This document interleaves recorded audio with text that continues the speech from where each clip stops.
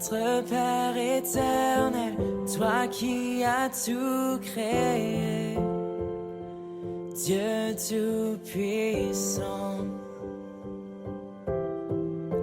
c'est par ton Saint-Esprit que Jésus fut conçu, Christ notre Sauveur. Merci Seigneur, Dieu Tout-Puissant. Merci Jéhovah pour ta présence ce matin. Merci parce qu'on est tous là à tes pieds. On est tous là comme une grande famille. Et c'est une grâce et c'est une bénédiction. Et je suis très heureuse ce matin. Seigneur, je prie, Seigneur, que tu puisses nous donner cette joie de savoir que tu es suffisant, que ta grâce est suffisante, qu'être en ta présence, Seigneur, vaut mieux que le temps qu'on passe, vaut mieux que l'or, vaut mieux que tout ce qu'on aurait pu vouloir avoir en ce moment, Seigneur. Je sais que cette situation, cette saison dans laquelle nous sommes est une saison particulière, mais je crois que c'est ta volonté de nous rapprocher de toi au maximum. Et c'est vrai que souvent, on se rapproche de toi, mais d'habitude, quand on se rapproche vraiment très intimement de toi, c'est d'une manière individuelle. Mais là, tu permets à ce qu'on puisse se rapprocher de toi d'une façon tellement intime, tout en restant en communauté. Et c'est une grâce, Seigneur, je te remercie. Seigneur, je viens remettre ce culte entre tes mains. On le dit tant et tant de fois que les circonstances ne sont pas pareilles, Seigneur, mais tu es Dieu, toi tu ne changes pas, Seigneur, et notre adoration pour toi ne change pas, ne devrait pas changer.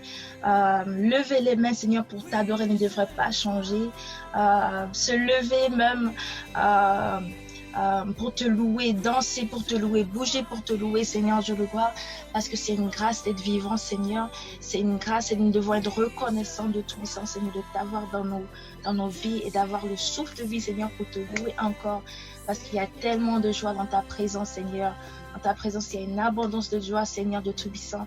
Alors, c'est ça que je prie, Seigneur, qu'on puisse avoir tout au long du culte, Seigneur, tout au long de notre journée, tout au long de la semaine qui va commencer, Dieu Tout-Puissant, Seigneur, qu'on puisse savoir que tu es notre joie, que tu es suffisant, Seigneur, Dieu le roi, que même dans notre faiblesse, Seigneur, Dieu le roi, ta puissance s'accomplit, Seigneur. Tu reposes sur nous, Seigneur, telle une tente, Seigneur, de Tout-Puissant, Seigneur, comme une maison, Seigneur, tu nous couvres, Seigneur, de Tout-Puissant. Et je prie, Seigneur, que tu nous couvres mentalement, que tu nous couvres spirituellement, que tu nous prouves, Seigneur Dieu de gloire, de ta protection, de ton sang précieux, Dieu de gloire, Seigneur, qu'il n'y ait point de choses, Seigneur, qui nous empêchent, Seigneur, de te louer, de t'adorer, qu'il n'y ait point de choses qui nous empêchent, Seigneur, de mettre en pratique ce que ta parole nous dit, qu'il n'y ait point de choses, Seigneur, qui nous empêchent, Seigneur, d'être les chrétiens que tu nous appelles à être en ce temps, Dieu Tout-Puissant, Seigneur, de prendre position, d'être debout, d'être fort par ta grâce, Seigneur, je le crois, de proclamer tout simplement ce que tu es, de proclamer ce que tu fais. Tous les jours, tu es bon, tu es grand, Seigneur. Et je remets toutes les parties de ce culte, Seigneur, en tes mains, Seigneur, je le vois. Nous ne pouvons pas le faire par notre propre force. Cet esprit vient prendre le contrôle. Cet esprit vient nous diriger. Cet esprit inspire ton serviteur Philippe avec toutes les paroles qu'il a reçues de toi, la direction qu'il a reçue de toi, que ça puisse sortir d'une manière fluide de sa bouche, Seigneur Dieu le gloire, que son cœur, Seigneur Dieu le gloire, puisse s'ouvrir, s'étendre, Seigneur. Seigneur, que tu puisses continuer à le parler, Seigneur, même pendant qu'il nous apporte ta parole, Dieu Tout-Puissant, Seigneur. Que ça soit la louange, Seigneur, que ça soit nos prières individuelles, la technique, les annonces, tout service, Seigneur, je le vois, tout autant que nous sommes, Seigneur, puisse être utilisé par toi ce matin pour ta gloire, Seigneur, pour ta gloire uniquement, Seigneur, au nom puissant de Jésus-Christ. Amen. Gloire à toi, Seigneur du vivant. Merci Marion, merci pour ta prière. Alléluia, j'espère que vous allez tous bien, que vous nous entendez avec Nadège. On va vraiment continuer à louer, à bénir notre Dieu qu'on aime tant, et on va se réjouir parce que le Seigneur est présent parmi nous. Que nous soyons séparés ou ensemble, alors on va simplement le chanter.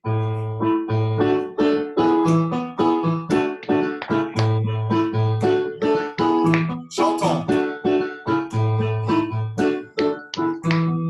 Est-ce qu'on peut avoir les paroles affichées, s'il vous plaît?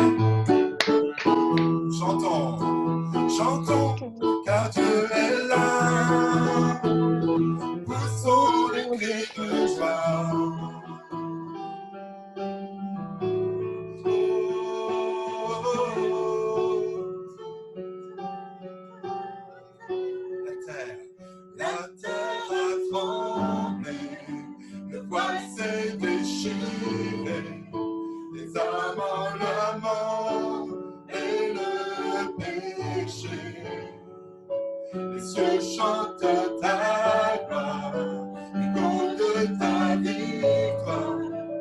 Tu es le roi ressuscité.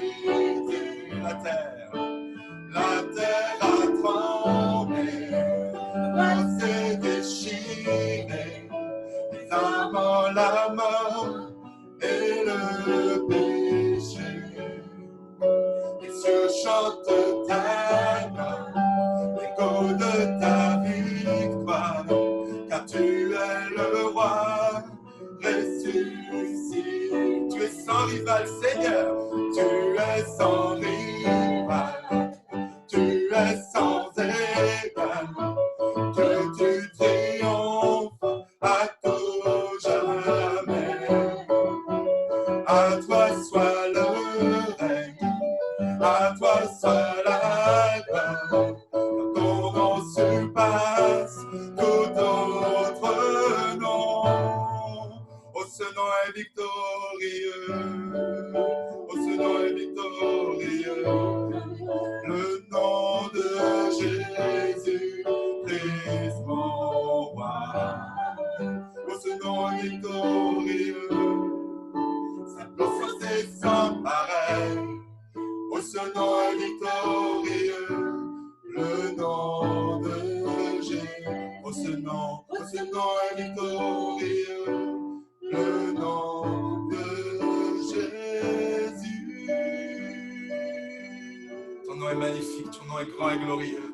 Nous invoquons ton nom, Seigneur de Tout-Puissant, et nous te bénissons. Parce que tu nous dis que quand on t'invoque ton nom, tu nous entends, Seigneur de vivant. Tu entends le cri de tes enfants, tu entends les soupirs de tes enfants, tu entends les prières de tes enfants. Et nous te bénissons parce que nous pouvons te prier, nous pouvons invoquer ce nom qui est si grand, ce nom que tu as révélé. Tu t'es révélé comme le prince de la paix que ce monde a tant besoin, Seigneur de Tout-Puissant, dans ces temps de trouble. Tu es le prince de la paix, Seigneur du Tout-Puissant, pour celles et ceux qui crient, qui cherchent et qui t'invoquent, Dieu Saint Tout-Puissant. Tu es le Dieu de joie, le Dieu de paix, le Dieu d'amour. Et tu nous donnes de pouvoir témoigner, vivre et témoigner ton amour, Dieu Saint. Nous voulons te glorifier. Tu es saint, saint, saint, saint le Père, saint le Fils, saint le Saint-Esprit. On va chanter ce chant qu'on peut-être certains connaissent, qu'on n'a pas chanté depuis très très longtemps. Mais qui dit saint, saint, saint est l'Éternel des armées. Toute la terre est remplie de sa gloire. Toute la terre. Alléluia.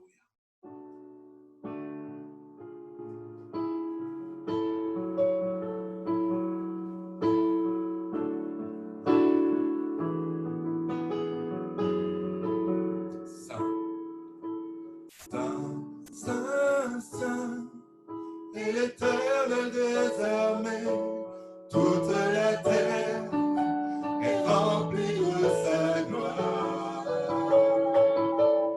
Saint, saint, saint, saint, et l'Éternel des armées, toute la terre est remplie de sa gloire. L'Éternel se tient sur un trône élevé, son manteau de gloire remplit sa maison. Des séraphins, des anges tout près de Dieu cessent de chanter, de crier Saint, Saint, Saint, Saint. Et l'Éternel, première page, toute la terre est remplie de sa gloire. Crions encore Saint, Saint, Saint, Saint, et l'Éternel des armées, toute la terre est remplie de sa gloire. Les fondations, deuxième strophe. Et les fondations tremblent au son de sa voix. Toute la maison se remplit de fumée. Je tombe à genoux, je ne peux que crier Saint, Saint, Saint, Saint, et l'Éternel des armées, toute la terre est remplie de sa gloire. Saint, Saint, Saint, et l'Éternel des armées, toute la terre est remplie de sa gloire. L'Éternel me dit, qu'aurais-je envoyé? Peut-être qu'il te parle à toi. Il se lèvera, marchera pour nous. Je dis, me voici, partout je chanterai.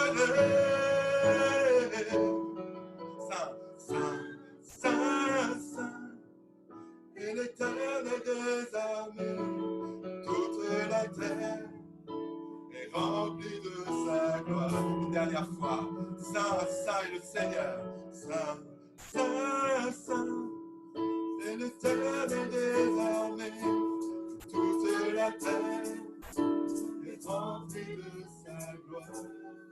Comme une prière, Saint, Saint, Saint, et l'Éternel des armées, toute la terre est remplie de sa gloire. Saint, Saint, Saint, et l'Éternel des armées, toute la terre est remplie de sa gloire.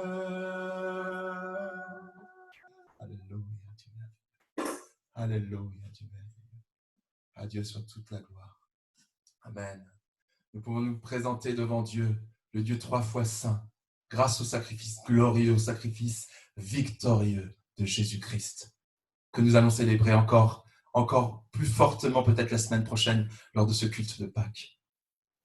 Réalisons ce que le Seigneur nous demande, c'est que nous-mêmes aussi nous donnions en sacrifice, c'est la parole de Dieu, mais que nous donnions nos vies en sacrifice, comme un sacrifice raisonnable, un sacrifice bon, saint, agréable à Dieu. C'est nos vies que nous offrons à Dieu, nos cœurs que nous offrons à Dieu. Alors c'est vrai que nous ne marchons pas toujours droit devant Dieu. C'est vrai que nous commettons plein d'erreurs. C'est vrai que nous sommes souvent obligés de demander pardon à Dieu. C'est vrai, mais Dieu t'aime, Dieu nous aime. Dieu a les bras grands ouverts pour nous accueillir, pour nous dire qu'il nous aime dans toute sa sainteté qu'on vient de chanter. Et il nous aime sur toute la surface de la terre. Alléluia. Alors pendant ce chant, on aurait aussi pu, et j'ai eu cette pensée qu'on pourrait aussi préparer nos dîmes et nos offrandes, même si on ne va pas physiquement les donner, mais que dans notre cœur, on soit prêt à donner aussi nos dîmes et nos offrandes comme faisant partie de ce sacrifice saint, agréable, vivant pour Dieu. Et on aura l'occasion, Sarah nous en parlera à la fin du culte, de donner nos offrandes. À toi soit la gloire, Dieu saint. Alléluia. Philippe, si tu veux prendre la parole, c'est à ton tour. Merci Seigneur pour ce moment béni. Merci pour cette vibrante louange. Georges et Nadège, on vous remercie. C'était vraiment exceptionnel. Vous avez réussi à nous transmettre ce temps de louange, ce temps d'adoration. Mais peut-être ce serait bien aussi maintenant de prendre le temps de prier tout simplement. Donc, ce que je te propose, Joël, en fait, c'est d'activer, de donner la possibilité à chacun d'activer son micro s'il le souhaite et puis de pouvoir maintenant prier Dieu tout simplement. Laissons-nous porter, nous avons été portés par la louange, nous avons été portés par ces chants, ce sont des prières, ce sont des temps d'adoration. Donc je vous propose maintenant qu'on puisse aussi adorer le Seigneur avec nos mots, avec nos paroles, qu'on puisse se laisser porter à admirer Dieu pour qui il est, tel qu'il est. Et que ce matin, on en profite vraiment pour, avec nos propres mots, dire combien nous aimons Dieu. Combien nous aimons Dieu. Comme l'a dit Georges, c'est vrai imparfaitement parce que nous sommes imparfaits, mais ce n'est pas une raison pour ne pas aimer Dieu, tout simplement pour ce qu'il est, parce que lui, il est parfait. Lui, il est grand, lui, il est digne, lui, il est merveilleux, lui, il est le commencement et la fin. Lui, il mérite notre adoration. Nous, parfois, lorsque nous sommes touchés par ce que quelqu'un fait de bien, on lui dit merci, tout simplement, on le remercie, on l'encourage, on le valorise. On applaudit aussi les gens lorsqu'on est touché, lorsqu'on est heureux de ce qu'ils ont fait, que ce soit des artistes, que ce soit des intervenants, qui que ce soit en fait. On applaudit assez facilement parce qu'on est encouragé, parce qu'on est élevé dans notre âme par ce que quelqu'un fait devant nous. Eh bien, ce matin, on va faire la même chose pour Dieu, mais la même chose proportionnellement à qui est Dieu tout simplement. C'est-à-dire qu'on va admirer Dieu, on va le remercier, on va l'honorer, le valoriser. Valoriser, ça veut dire sa valeur, la valeur qu'il a à nos yeux. Et puis aussi, on va lui rendre gloire. Je vais commencer tout simplement parce que là, je sens mon cœur qui déborde. Père éternel, c'est un bonheur pour nous de vraiment élever ton nom. Seigneur, quelle grandeur. quelle joie de te connaître. Là aussi, Seigneur, ta parole dit que nous te connaissons pour l'instant imparfaitement. Mais le jour viendra où nous te connaîtrons tel que tu nous connais. Seigneur, ta parole dit, tu me sondes et tu me connais. Et tu sais tout de moi. Alors Seigneur, pour moi, c'est vraiment un privilège de savoir que je suis connu de Dieu. Je suis aimé de Dieu. Je suis transparent devant Dieu.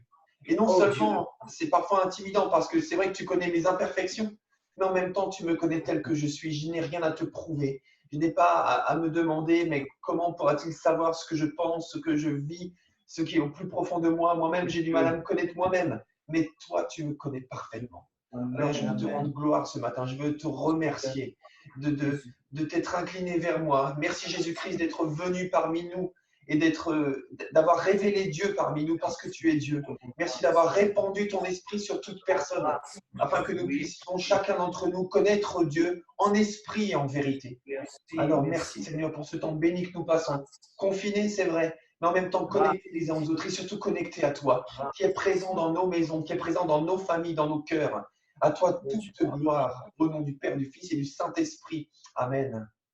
Saint, Saint, Saint est le Seigneur Dieu, le Tout-Puissant qui était, qui est et qui vient.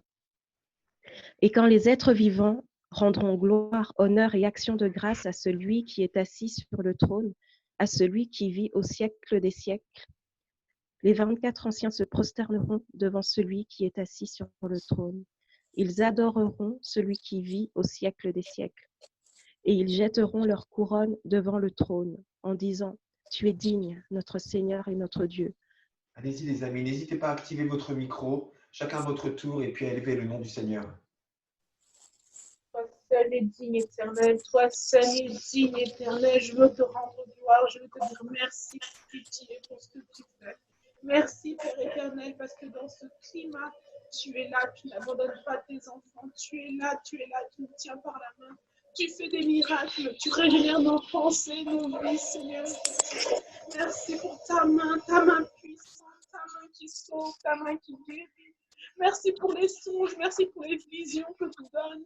Merci parce que tu relèves ton peuple, Seigneur, qui était peut-être endormi. Tu nous réveilles, Seigneur, ne permets que personne reste endormi et que nous puissions nous lever pour t'adorer en esprit, en vérité. Je veux t'exalter, mon Dieu, je veux t'exalter, mon roi. Tu es digne, tu es digne, tu es digne. Toi seul est digne, toi seul est digne, toi seul est digne, toi seul est digne de recevoir notre louange. Toi seul est digne de recevoir l'adoration. Je veux t'exalter, au Père, je veux t'exalter, au Dieu. Louange à toi, Seigneur, louange à toi, Seigneur. En ce matin, je veux te dire merci. Merci parce que tu es le Dieu glorieux. Merci parce que tu es mon créateur. Merci parce que c'est toi qui as créé le monde. Merci parce que c'est toi qui permets toutes choses. Merci parce que tu as un plan parfait. Ton plan est parfait, Seigneur. Je prie afin que nous puissions être dans ton plan parfait, Père éternel. Que nous puissions écouter ta voix, te suivre comme toi tu le veux. Alléluia, Dieu Saint, je te bénis, je te remercie. Je te remercie, Seigneur Dieu Tout-Puissant, parce que toi, tu es saint, tu es 3 fois saint. Nous l'avons proclamé, Dieu vivant. Nous avons proclamé ensemble que tu es saint, saint, saint, parce que c'est vraiment ce que tu es.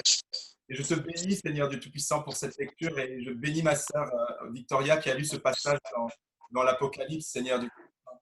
Parce que c'est vraiment ça, tu es vraiment saint. Et je te bénis, je te loue, Dieu Saint. Parce que dans notre imperfection, nous pouvons nous sentir tellement indignes, incapables, tellement limités. Et je sais que 2 réalités sont vraies. Mais il y en a une 3e. C'est que toi, tu as donné Jésus-Christ et Jésus-Christ a versé son sang pour que nous puissions être réconciliés, que nous puissions être lavés, que nous puissions être justifiés, que nous puissions avoir la vie, que nous puissions être en contact avec toi, toi qui es le Dieu 3 fois saint. Je te glorifie, Dieu vivant, parce que tout ça est vrai. Tu es saint, nous sommes indignes, mais tu as donné Jésus. Et je te glorifie pour le sang, ton sang précieux qui repose sur nos vies, qui repose sur notre existence, qui repose sur ton Église. Et merci pour la puissance et la puissance de ton sang, pour l'amour qu'il y a dans ton sang, Seigneur, qui a écoulé pour nous.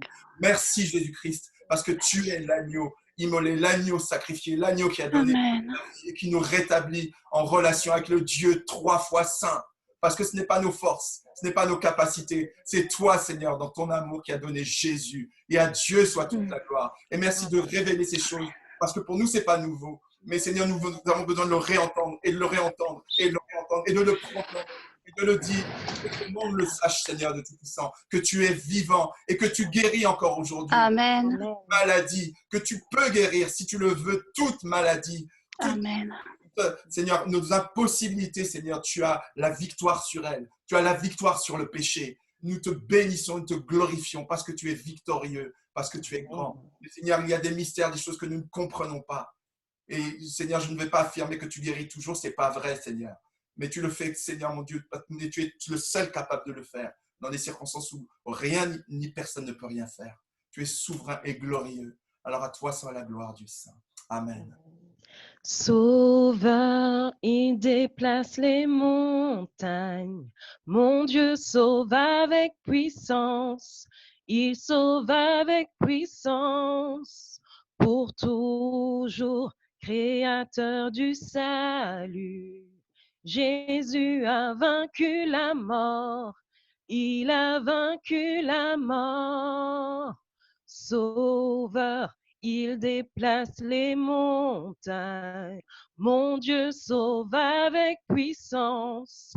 Il sauve avec puissance. Pour toujours, créateur du salut. Jésus a vaincu la mort. Il a vaincu la mort. Resplendit pour que le monde voie. Chantons pour la gloire du roi ressuscité. Jésus resplendit pour que le monde voie. Chantons pour la gloire du roi ressuscité. Jésus, Seigneur, que tu resplendisses dans nos vies, mon Dieu, que tu resplendisses, Seigneur. Oui, que le monde voit, Seigneur, que celui qui vit en nous est plus grand que celui qui règne actuellement dans ce monde, Seigneur. Que toi, tu es plus grand, Seigneur, oui. Et quand tu sauves, Seigneur, oui, c'est avec puissance. Tout ce que tu fais, Seigneur, c'est avec puissance, Seigneur. Même si nous ne percevons pas, Seigneur, mais tout ce que tu fais, Seigneur, est bon et parfait et puissance. Merci, Seigneur, parce que tu vis éternellement, Seigneur. Tu es et tu seras et tu as été, Seigneur. Tu es de toute éternité. Merci, Seigneur, parce qu'en toi, Seigneur, nous avons tout pleinement en toi. Merci, Seigneur, que tu te révèles encore à nous aujourd'hui, Seigneur, tel que nous ne te connaissons pas encore, Seigneur. Merci pour ces temps que tu permets, Seigneur, pour que nous puissions encore mieux te connaître, Seigneur. Nous nous attendons à toi, Seigneur. Nous nous attendons à toi et à toi seul, afin que nous puissions encore te glorifier, Seigneur, encore t'élever, Seigneur, encore te chanter, te célébrer, mon Dieu. Oui, à toi soit toute la gloire, aujourd'hui et à jamais. Amen. Quel privilège que tu nous donnes encore de reconnaître ta sainteté. Quel privilège que tu nous fais. Nous reconnaissons que tu es notre roi. Tu es notre rocher, Seigneur. Ce matin encore, je veux t'apporter ma louange, ma reconnaissance, mon adoration. Te dire, Seigneur, que tu es merveilleux, Seigneur. Même dans ces temps difficiles, c'est sur toi seul que nous pouvons compter, Seigneur, parce que tu es ce rocher. Tu es cet abri, Seigneur. Tu es celui qui campe autour de nous, Seigneur. Tu es celui qui nous soutient. Seigneur, nous pouvons crier à toi et tu es celui qui répond. Oui, Seigneur, ce matin, je suis dans la joie d'être avec mes frères et sœurs, malgré les distances, de pouvoir te louer, de pouvoir t'adorer, de partager ces moments, de voir que tu es un Dieu si merveilleux, que tu es un Dieu extraordinaire, Seigneur, mon Dieu. Même si c'est difficile, mais je sais que tu es là, tu es à nos côtés, tu es notre soutien.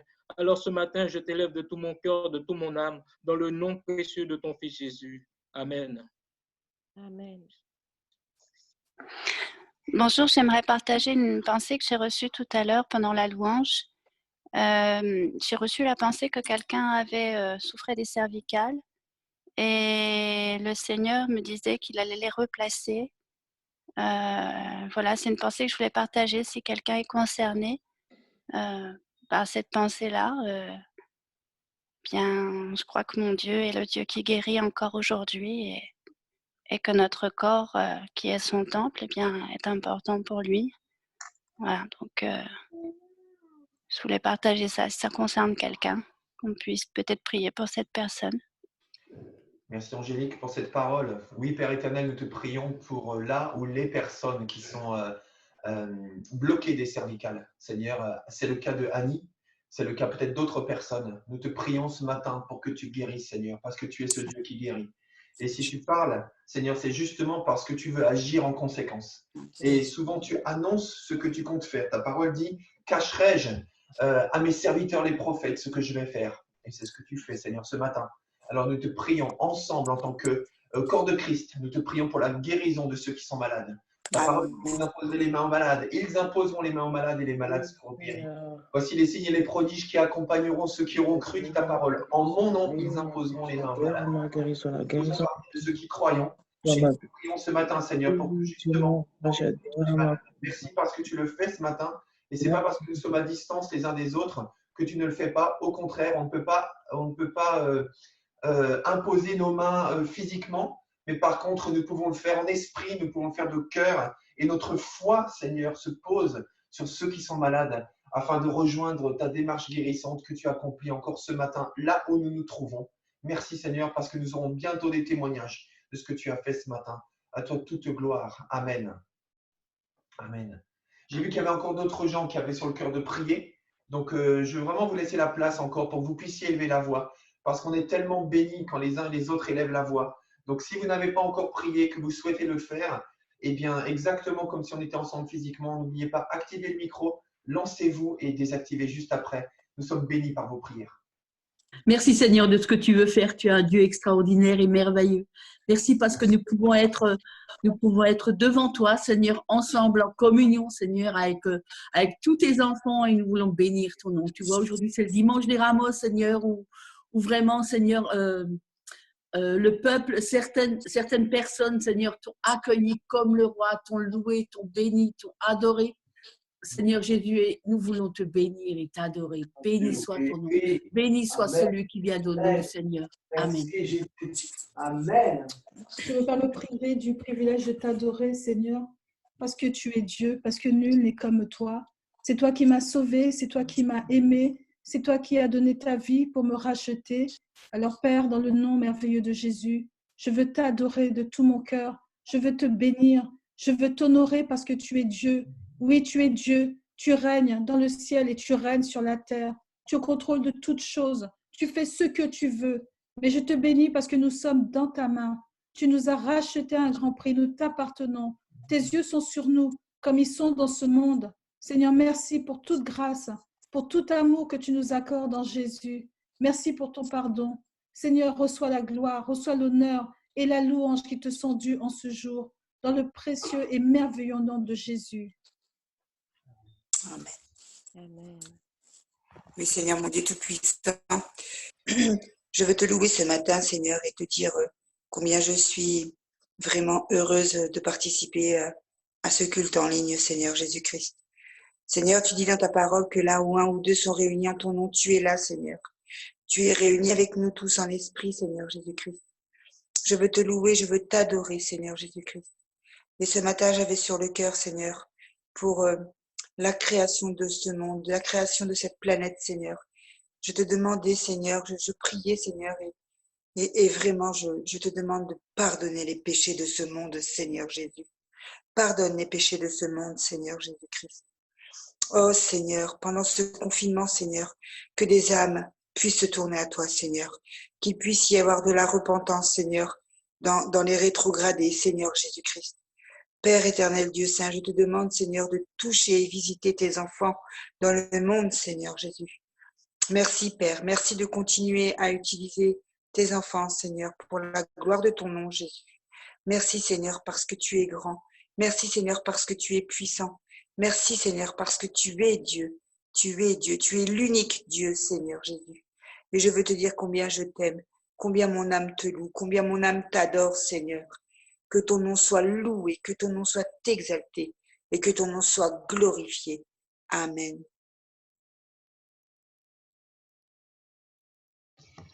Il y a une douce harmonie dans le sanctuaire. Il y a une paix cette atmosphère. Viens déposer les fardeaux que tu portes dans le sanctuaire, car Dieu est là. Il y a une douce harmonie dans le sanctuaire. Il y a un calme dans cette atmosphère.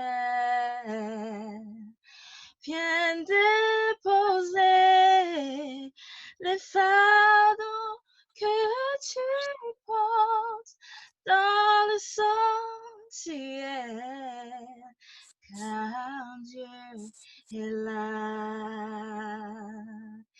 Il est là. Dieu est là pour casser le jouet, porter tes lourds fardeaux. Il est là. Dieu est là pour nous donner l'espoir et nous relever. Viens déposer les fardeaux que tu portes dans le sanctuaire, car Dieu est là. Éternel, notre Dieu, je te bénis en ce moment. Je te bénis pour ce temps merveilleux que tu nous donnes. Je te bénis pour cette communion éternelle, mon Dieu. Merci parce qu'en ce temps difficile, Dieu Tout-Puissant, nous sommes réunis autour de ta table. Nous sommes réunis devant ton trône de grâce. Merci pour la paix que tu donnes à chacun de tes enfants. Merci pour la victoire, Dieu Tout-Puissant. Merci pour ce que tu manifestes dans chaque maison en ce moment et tout le temps, mon Dieu, mon roi. Merci pour la paix que tu nous donnes. Merci pour ce que tu as prévu pour nous, pour chacun de tes enfants, pour ces temps difficiles, Dieu Tout-Puissant. Que nous ayons le temps de revenir vers toi. Que nous ayons le temps de nous incliner devant toi. Que nous ayons le temps, Dieu Tout-Puissant, de trouver chacun nos chemins. Que nous ayons le temps, Dieu Tout-Puissant, de revoir nos manières de te servir. Que nous ayons tous, Dieu Tout-Puissant, une parole de ta part. Prophétise, mon Dieu, mon roi. Tout ce qui se passe est déjà dans la Bible, mais tu continues à nous parler, mon Dieu, mon roi. Parle à tes enfants pour que nous sachions quel chemin emprunter. Parle à tes enfants pour que ce temps de confinement soit un temps béni pour chacun de nos familles, mon Dieu, mon roi. Merci parce que tu as prévu quelque chose pour tes enfants. Merci parce que tu as prévu quelque chose pour chacun de nous. Ton amour est immense, ta gloire est immense. Oh mon Dieu, merci pour la grâce. Merci pour la joie que tu mets dans nos cœurs en ce moment où nous sommes devant toi. Merci pour ta présence dans chaque maison, Dieu Tout-Puissant. Merci, Père, parce que tu guéris. Merci, Père, parce que tu fais des choses. Merci, Père, parce que chacun de nous témoignera de ta présence en ce moment et de ta force. Sois élevé, sois béni, sois magnifié au nom de ton Fils unique Jésus-Christ. Amen, Dieu Tout-Puissant. Tu es bon, mon Dieu, tu es merveilleux. Sois béni, sois béni. Amen. Seigneur mon Dieu, je te prie que chacun puisse avoir une révélation, Seigneur, du corps et de la manière dont il fonctionne, dont tu as voulu qu'il fonctionne, Seigneur. Nous avons tous reçu une part de toi, Seigneur, des dons, Seigneur, de toi, afin qu'ils soient, Seigneur, mis au service des uns et des autres, mon Dieu. Je te remercie pour tous les dons que tu as faits aux hommes, Seigneur. Je te prie, Seigneur, que nous puissions nous bénir mutuellement, Seigneur, mon Dieu, avec ce que tu nous as donné. Merci, Seigneur, pour les paroles de connaissance. Merci, Seigneur, pour les dons de guérison. Merci, Seigneur, pour le don d'exhorter, Seigneur, le don de diriger, Seigneur, mon Dieu. Merci pour la richesse du corps, Seigneur. Merci pour tout ce que tu nous as donné, Seigneur. Je te prie, Seigneur, de nourrir abondamment ton peuple encore ce matin, Seigneur. Je te prie de bénir ton peuple afin qu'il te serve, Seigneur. Je te prie que tu nous envoies, Seigneur, dans la moisson, tous ensemble, unis, Seigneur, en relation les uns avec les autres, en bénédiction aux uns aux autres, Seigneur, parce que le monde reconnaîtra que nous sommes tes disciples à l'amour que nous nous portons les uns aux autres, Seigneur. Je prie que tu rendes ton épouse glorieuse, Seigneur, sans tache ni ride, Seigneur. Que tu viennes encore, Seigneur, faire rayonner ta gloire sur nous, Seigneur, mon Dieu, afin que nous soyons, Seigneur, ce sel, cette lumière, Seigneur. Que nous puissions conduire encore, Seigneur, des âmes à toi, Seigneur. Que nous puissions avoir un témoignage vivant, Seigneur. Un témoignage avec de la saveur, Seigneur, mon Dieu. Je te prie, Seigneur, que là où nous sommes, Seigneur, nous soyons des lumières pour ceux qui nous entourent, Seigneur. Que nous puissions parler de toi, de ton amour, de ta compassion, de ton secours aussi, parce que tu es Dieu qui secourt. Tu es Dieu qui guérit les cœurs. Tu es Dieu qui guérit les corps. Tu es Dieu qui prend soin. Tu es Dieu qui aime l'homme, Seigneur. Amen. Merci, Seigneur. Seigneur, je veux bénir ton nom ce matin parce que tu nous fais grâce vraiment. Seigneur, c'est un privilège en effet de pouvoir partager ce culte, même si nous sommes à distance. Seigneur, c'est toi qui nous réunis ce matin et tu mettais vraiment sur mon cœur qu'au-delà des circonstances, tu nous donnes ce matin, au travers du fait que nous soyons réunis en Jésus-Christ, tu nous donnes de pouvoir être assis dans les lieux célestes, auprès de toi, Seigneur, dans les lieux célestes avec toi, Seigneur, comme le dit ta parole, comme le dit, Seigneur, un cantique aussi, assis dans les lieux célestes, auprès de mon Père, Seigneur. Et dans cette dimension, tu nous donnes d'être véritablement installés au-dessus de toute contingence, Seigneur, au-dessus de tout ce qui voudrait nous affaiblir, peser sur nous, peser sur nos vies, Seigneur. Toi, tu es là et tu nous donnes tu nous relèves, Seigneur, de nos afflictions, Seigneur, de nos questionnements, de tout ce qui voudrait contrer ce que nous dit ta parole et nous empêcher de prendre de l'assurance en toi. Oui, Seigneur, en ce matin, je proclame que nous sommes assis dans les lieux célestes, auprès de notre Papa, auprès de toi, Jésus, qui est venu jusqu'à nous, qui a quitté ce ciel de gloire et qui véritablement a permis que le royaume descende jusqu'à nous, ce royaume extraordinaire. Seigneur, je te loue ce matin. Je veux te dire vraiment ma reconnaissance parce que s'il y a de la détresse dans le monde, nous ne sommes pas abandonnés et tu nous appelles à proclamer ta gloire, vraiment, Seigneur. Merci parce que tu es en train de changer une facette de nos vies que nous ne pouvions même pas estimer au préalable, Seigneur. Au travers de ces temps, tu es en train de changer notre façon de vivre, notre façon de voir. Et nous voulons élever ton nom parce que ce qui compte, Seigneur, c'est comme il a été dit dans les prières précédentes, c'est que ton nom soit élevé, Seigneur Jésus. À toi toute la gloire. Ton nom est au-dessus de tout nom. Nous voulons le proclamer ce matin. Béni sois-tu. Amen. Merci Seigneur pour ce moment précieux passé dans la louange, dans l'adoration.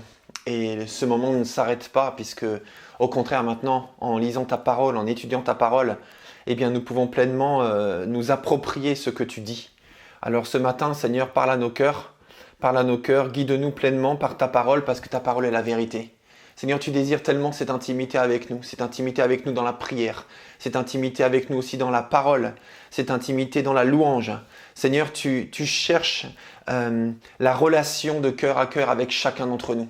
Et ce matin, nous voulons vraiment nous plonger dans ta parole, Seigneur, et sonder les Écritures, comme c'est dit dans les Actes des Apôtres, où il est dit les chrétiens de Bérée étaient spirituels, parce que quand ils entendaient quelque chose, ils sondaient les Écritures pour savoir si ce qu'on leur disait, si ce que les apôtres leur disaient était vrai.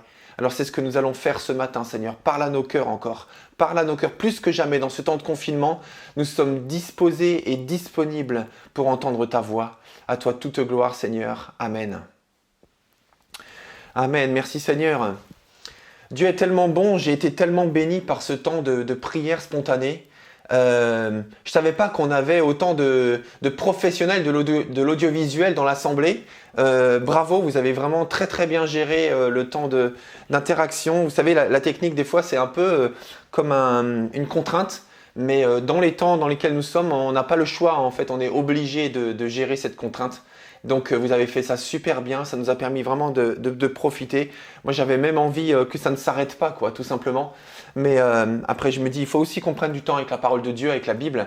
Et c'est ce qu'on va faire maintenant. Donc voilà, je vous invite vraiment à préparer vos Bibles d'ailleurs parce qu'on va continuer notre série de prédications sur l'intimité avec Dieu. Donc voilà, je t'inviterai, Patrick, à préparer le diaporama et même à l'afficher. Et puis aussi Joël à afficher ma vidéo en vignette pour qu'on puisse profiter des deux et de l'écran du diaporama et puis également aussi de ma vignette pour qu'on puisse avoir les deux. Donc en tout cas, heureux de vous accueillir encore ce matin. On va se plonger dans la parole, l'intimité avec Dieu. C'est cette nouvelle série de prédications qu'on a commencé la semaine dernière et qu'on va continuer ce matin.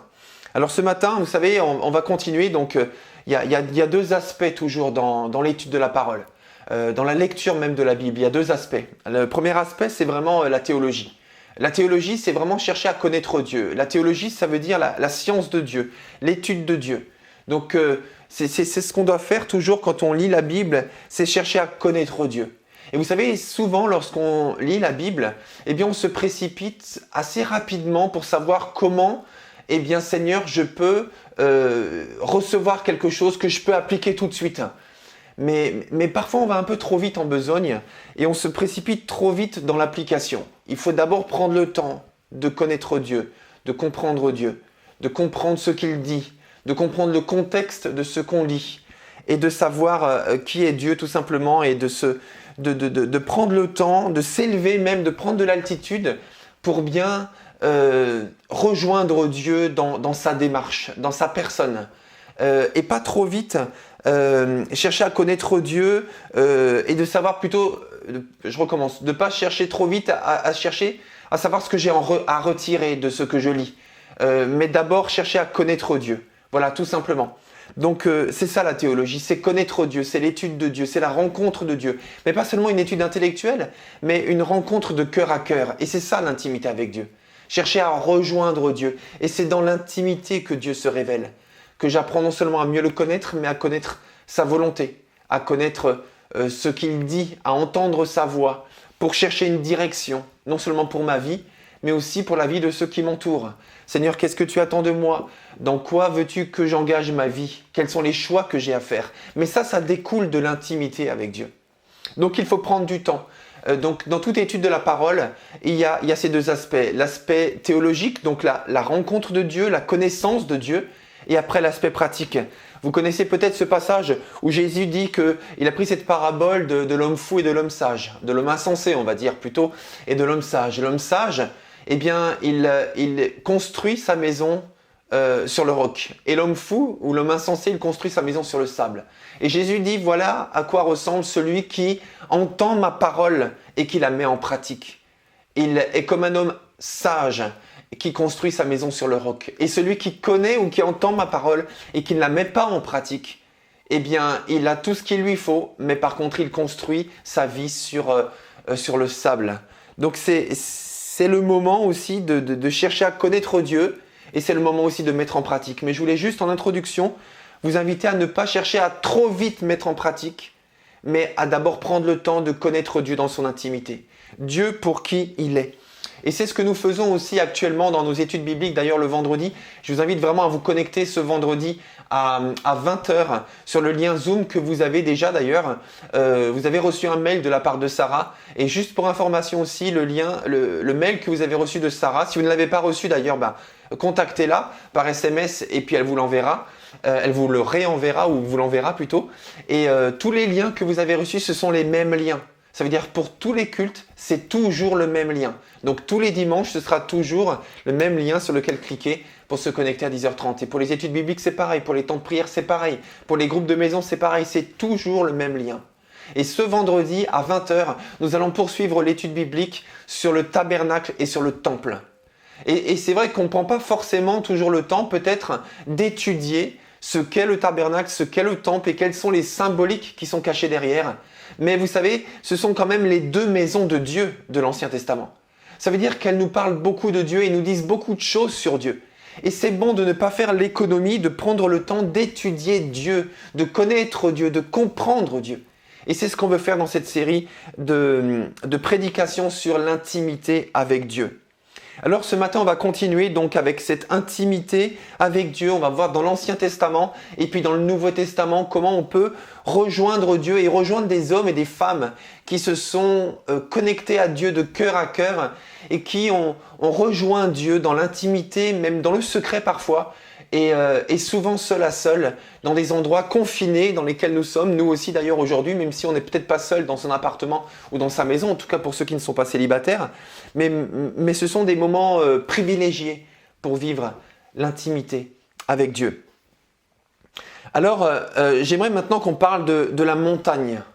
Parce qu'on va parler de la montagne, il y a plusieurs situations privilégiées qui sont vécues dans la montagne.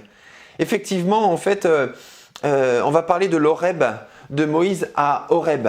Mais avant de parler de ça, voyons ce qui se passe sur la montagne. Parce que la montagne est un symbole. Dans la Bible, très souvent, il se passait quelque chose sur la montagne. Des moments précieux, des moments clés de la vie de certains hommes, de certaines femmes, ou même du peuple de Dieu, s'est passé sur la montagne. La montagne, c'est le lieu de l'isolement pour la rencontre. Le premier moment dans la Bible, c'est dans Genèse chapitre 22. On ne va pas le lire, mais je vous cite simplement la référence. Le premier moment où il est parlé d'un événement majeur qui s'est produit sur la montagne, c'est lorsque Abraham a été sur le point de sacrifier son fils parce que Dieu lui a dit « Sacrifie-moi ton fils, ton unique ». Et il lui a donné un rendez-vous sur la montagne, sur le mont Morija. Maintenant j'ai un doute, je crois que c'est Morija. Voilà, il lui a donné rendez-vous sur cette montagne et il lui a dit « Viens seul avec ton fils et offre-moi ton fils ». Et Abraham a été bouleversé par cette demande, mais la Bible nous dit qu'Abraham était un homme de foi, il aimait tellement Dieu qu'il était prêt à tout pour Dieu. Et évidemment, Dieu ne demande pas de sacrifice humain et c'est la raison pour laquelle Dieu ne lui a pas permis d'aller jusqu'au bout de cela, mais il voulait tester Abraham. Il voulait éprouver Abraham. Et c'est sur cette montagne, justement, qu'il a vécu cette intimité, que Abraham a vécu cette intimité avec Dieu, que son fils a vécu cette intimité avec Dieu, et qu'ils ont pu ensemble expérimenter la provision de Dieu. Et c'est pour cela d'ailleurs que Abraham a choisi d'appeler cette montagne Jéhovah Jireh. Ça veut dire l'Éternel est celui qui pourvoit. Parce qu'il a expérimenté dans l'intimité de cette rencontre, de l'isolement sur cette montagne. Abraham, Dieu est le Dieu qui pourvoit. Il a expérimenté dans l'intimité de cette rencontre sur la montagne. Donc je le disais, on a aussi l'exemple de Jésus qui a emmené ses disciples, en tout cas quelques-uns de ses disciples, sur le mont de la Transfiguration, encore une montagne. Et il est dit ici, c'est dans Matthieu chapitre 17, on ne va pas le prendre, je vous donne simplement la référence, Matthieu 17 verset 4, parce que c'est là que les choses se passent. Donc il a pris ses disciples, il les a emmenés sur cette montagne, et là est apparu Élie et Moïse. Et les disciples ont été tellement bénis dans cette rencontre intime avec Dieu sur cette montagne, sur ce temps d'isolement pour la rencontre, et bien que Pierre a pris la parole et il a dit « Seigneur, il est bon que nous soyons ici ». Et c'est ce qui se passe dans l'intimité avec Dieu. C'est bon que nous soyons avec toi, Seigneur. C'est tellement bon d'être dans ces temps privilégiés, déconnecté de tout, mais connecté avec toi. Seigneur, il est bon que nous soyons ici. C'est ce que Pierre a dit. C'est ce que toi et moi nous disons lorsque nous sommes dans ces moments d'intimité avec Dieu. Et c'est ça l'intimité avec Dieu. Il y a beaucoup de choses qui se dénouent, il y a beaucoup de choses qui se débloquent dans l'intimité avec Dieu. La montagne, c'est aussi le lieu de défi. Le lieu de défi. David et Goliath se sont affrontés dans la vallée. Mais David, avec le peuple d'Israël, était d'un côté sur le versant d'une montagne. Et Goliath et les Philistins étaient de l'autre côté, sur le versant de l'autre montagne. Et ils se sont battus dans la vallée. Mais la montagne, c'est aussi le lieu du défi. C'est le lieu où on proclame la foi. C'est le lieu où on entend aussi comment on peut dire aussi, les provocations de l'ennemi de nos âmes, qui va chercher à nous déstabiliser. Et c'est l'endroit aussi où nous proclamons la foi. On va en reparler tout à l'heure, c'est aussi dans le désert et aussi sur le mont que le diable a conduit Jésus pour pouvoir l'éprouver. Enfin, en tout cas, on apprend au début que c'est l'Esprit de Dieu qui a conduit Jésus dans le désert, mais Satan l'a conduit sur le haut de cette montagne pour lui montrer toutes les richesses de ce monde et chercher à le pousser à plier le genou devant lui. Donc sur la montagne, il se passe beaucoup de choses. C'est le lieu du défi. C'est aussi là où Élie et les prophètes de Baal se sont affrontés. et que Élie a lancé le défi aux prophètes de Baal sur le mont Carmel pour leur dire si Dieu est Dieu, eh bien alors adorons Dieu. Et c'était le défi lancé d'ailleurs au peuple d'Israël. Si Dieu est Dieu, arrêtez de boiter, mais servez Dieu. Et si Baal est le vrai Dieu, alors servez Baal. Mais c'est sur le mont Carmel que le défi a été lancé pour que Dieu se manifeste avec puissance pour prouver que c'est lui le seul vrai Dieu. Donc je vous propose maintenant de prendre vos Bibles ou vos applications bibliques dans Exode chapitre 3. Exode chapitre 3 et nous allons lire du verset 1 au verset 6. Exode chapitre 3, verset 1 à 6 et c'est Moïse sur le mont Horeb. Voilà, je vous laisse chercher pendant ce temps Moïse à Horeb dans le buisson, avec le buisson ardent. Exode chapitre 3, verset 1 à 6. Voilà, moi aussi je vais chercher en même temps que vous. Exode, voilà, chapitre 3, donc si vous cherchez l'Exode, c'est au tout début de la Bible, juste après la Genèse. Donc Exode chapitre 3, verset 1 à 6.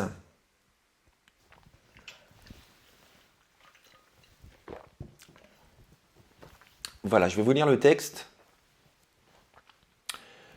Moïse faisait paître les brebis de son beau-père Jéthro, près de Madian. Il mena son troupeau au-delà du désert et parvint jusqu'à Horeb, la montagne de Dieu. Écoutez bien, Horeb, la montagne de Dieu. On va prendre quelques minutes pour parler d'Horeb justement parce qu'il s'est passé des choses particulières dans la vie de Moïse et dans la vie d'Élie sur le mont Horeb. Horeb est appelé la montagne de Dieu. L'ange de l'Éternel lui apparut dans une flamme au milieu d'un buisson. Moïse aperçut un buisson qui était tout embrasé et qui pourtant ne se consumait pas. Il se dit alors, je vais faire un détour pour aller regarder ce phénomène extraordinaire et voir pourquoi le buisson ne se consume pas. L'Éternel vit que Moïse faisait un détour pour aller voir et il l'appela du milieu du buisson. « Moïse, Moïse !»« Je suis là, répondit Moïse. Dieu lui dit, « N'approche pas d'ici, enlève tes sandales, car le lieu où tu te tiens est un lieu sacré. » Puis il ajouta, « Je suis le Dieu de tes ancêtres, le Dieu d'Abraham, le Dieu d'Isaac et le Dieu de Jacob. » Alors Moïse se couvrit le visage, car il avait peur de regarder Dieu. Horeb est aussi appelée la montagne de Dieu. Et là, Moïse a rencontré Dieu, je ne dirais pas pour la première fois, mais il a re-rencontré Dieu, en tout cas pour la première fois d'une façon spectaculaire, puisque Dieu s'est manifesté à travers un buisson qui brûlait, mais qui ne se consumait pas. Et il est dit qu'il eut peur parce que Dieu était là. Je crois qu'on a besoin de retrouver la crainte de Dieu. Et quand je dis la crainte, alors oui, c'est vrai, la crainte de Dieu, c'est pas la peur de Dieu, c'est plutôt le respect de Dieu. Mais comme je l'ai dit il y a quelques mois dans une prédication, vous savez, parfois on a un peu l'impression qu'on est tellement familier avec Dieu, grâce à Jésus-Christ, que Jésus a fait tomber tellement toutes les barrières qu'aujourd'hui, eh bien, on peut parler à Dieu comme à un pote, quoi, en quelque sorte, comme à un très proche ami. Mais des fois, on a un peu oublié quand même un peu la sainteté de Dieu, la grandeur de Dieu, l'autorité de Dieu, la puissance de Dieu. Oublier aussi que Dieu ne nous doit rien finalement, que Dieu est Dieu, qu'il était, qu'il est et qu'il sera, qu'avant que tout existe, il était là et il sera encore à la fin. Et on a besoin peut-être de retrouver ce respect solennel de Dieu. Alors ça n'enlève pas bien sûr cette proximité de Dieu que nous avons en Jésus-Christ, mais je pense qu'on a besoin de retrouver cette solennité aussi avec Dieu, cette proximité respectueuse de Dieu. Et c'est ce qu'on découvre dans l'intimité. Dans quelques minutes, pas tout de suite, mais dans quelques minutes, eh bien on va regarder une courte vidéo de à peine 3 minutes qui va très très bien illustrer cela. Besoin de retrouver cette crainte respectueuse de Dieu. Donc Moïse à Horeb a expérimenté le buisson ardent, mais pas que. Je vous propose aussi qu'on aille dans Exode chapitre 33 et on va lire du verset 7 au verset 23. Exode 33, verset 7 à 23. Donc je vous laisse chercher ce passage. Exode 33, verset 7 à 23.